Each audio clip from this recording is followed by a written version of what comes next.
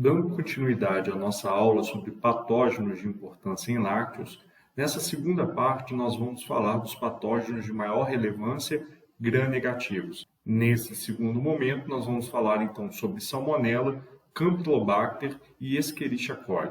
Salmonella é um micro-organismo gram-negativo, não esporulante e apresenta flagelo peritríqueo, ou seja, esse micro-organismo possui flagelos em toda a periferia da célula.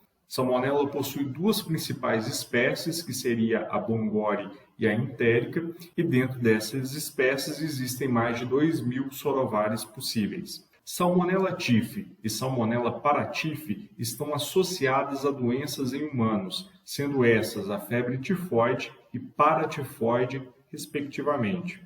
Essas duas doenças são as formas mais graves dos processos infecciosos causados por Salmonella.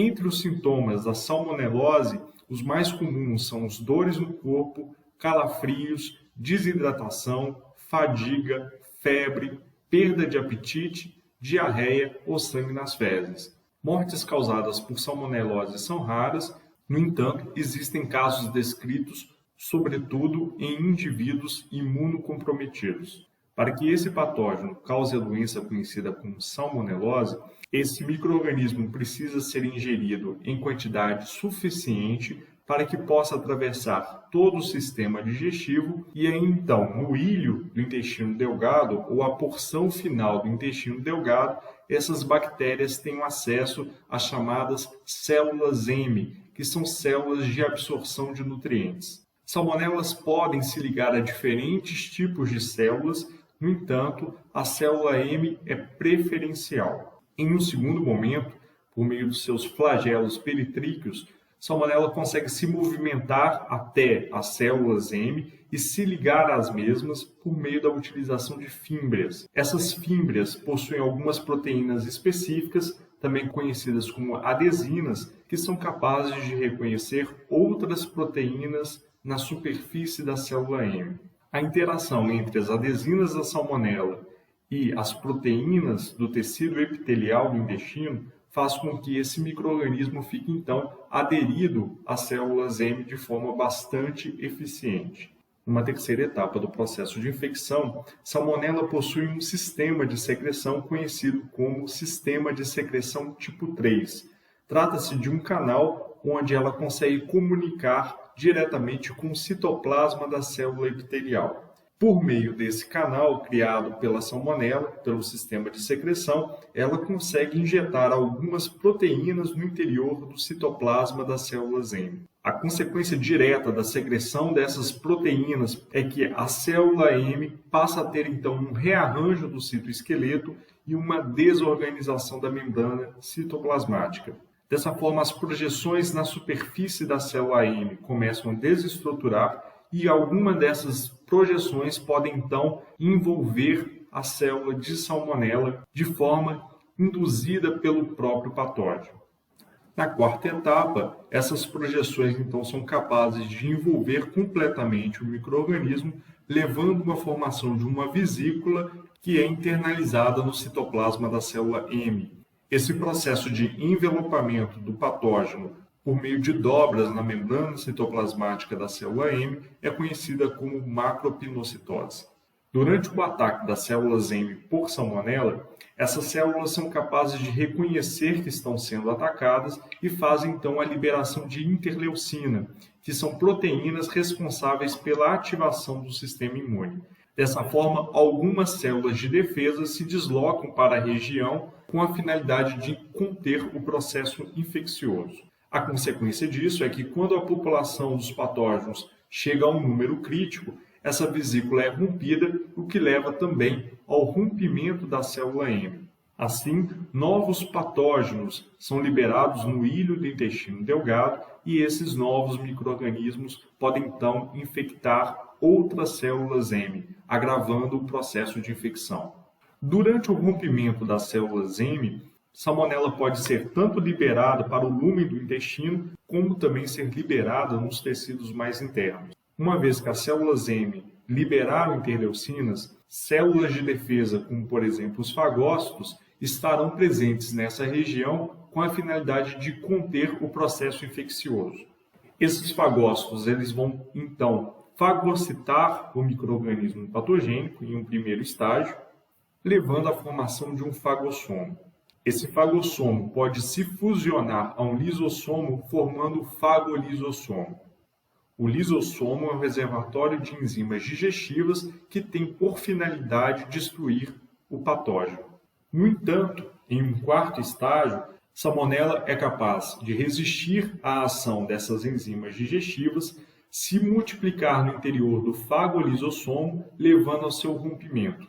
Na sequência, as células do patógeno também são capazes de se multiplicarem no interior do citossol da célula de defesa, levando com que a mesma sofra lise e o patógeno seja novamente liberado, só que dessa vez não liberado no ilho do intestino, mas sim na corrente sanguínea.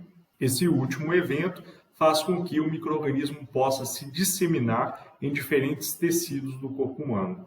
Ainda no âmbito das bactérias gram-negativas, o gênero Campylobacter está associado a diversos surtos. O que esses micro-organismos apresentam como características morfológicas é que são gram-negativos, não esporulantes e podem apresentar-se no formato de espirais ou cocóides.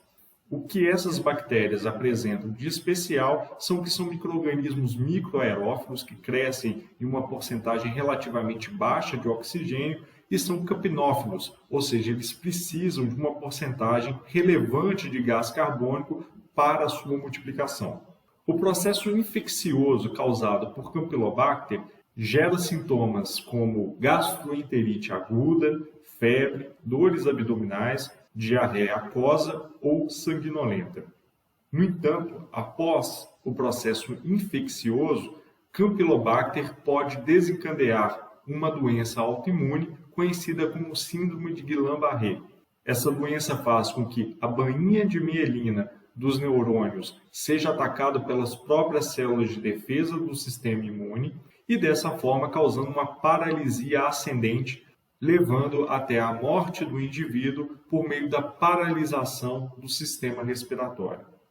O terceiro micro-organismo de importância em surtos relacionados ao consumo de lácteos seria então a Escherichia coli, que apresenta características morfológicas muito próximas às de Salmonella, o que faz com que seja difícil diferenciar um micro-organismo do outro utilizando somente técnicas de microscopia. Evolutivamente, esse micro-organismo adquiriu vários mecanismos de patogenicidade. A consequência disso é que atualmente existem aproximadamente 6 grupos de bactérias identificadas que podem levar a doenças em seres humanos. Entre eles, nós temos a Escherichia coli enteropatogênica, enterohemorrágica, enterotoxigênica, enteroagregativa, enteroinvasiva e Escherichia coli difusamente aderente. Alguns representantes desses 6 grupos podem causar processos infecciosos muito parecidos com aqueles descritos por Salmonella. No entanto, existem as estirpes enterotoxigênicas que produzem toxinas com características e funções muito próximas daquelas produzidas por Shigella. Por esse motivo, essa estirpe também é conhecida como Escherichia coli produtora de Shiga toxina. Por essas características peculiares de Escherichia coli, tanto de conduzir processos infecciosos quanto processos de intoxicação, esse micro-organismo está no limiar entre aqueles que fazem infecção e aqueles que fazem um processo de intoxicação. Entre os sintomas relacionados às doenças causadas por esse micro-organismo, os mais comuns são dor abdominal, diarreia grave, falta de apetite, náusea e vômito, perda de sangue e muco nas fezes e também febre. Além das características comuns já apresentadas por esses micro-organismos até aqui, como por exemplo o fato de serem gram-negativos e também causarem processos infecciosos, esses patógenos eles são conhecidos por estar em estado viável não cultivável, como reportado por Oliver em 2010. O estado VMC se caracteriza por uma redução das atividades metabólicas da célula, de forma que ela consiga sobreviver a ambientes adversos. No entanto, dentro do âmbito da microbiologia de alimentos, o estado VMC é muito preocupante uma vez que esses micro-organismos deixam de ser detectados pelas técnicas de cultivo em placa. Como consequência, um produto dentro da indústria pode conter algum desses micro-organismos patogênicos e, dentro das técnicas de análise, esses micro-organismos não serem detectados. Dessa forma, o lote será então liberado para o consumo, o que pode potencializar o surgimento de surtos de origem alimentar. Nessa segunda parte, nós então finalizamos os patógenos gram-negativos associados a doenças veiculadas por produtos lácteos. E na terceira parte serão então tratados os patógenos gram-positivos, causadores de infecção e intoxicação, sendo estes Listeria monocytogenes e Staphylococcus aureus, respectivamente.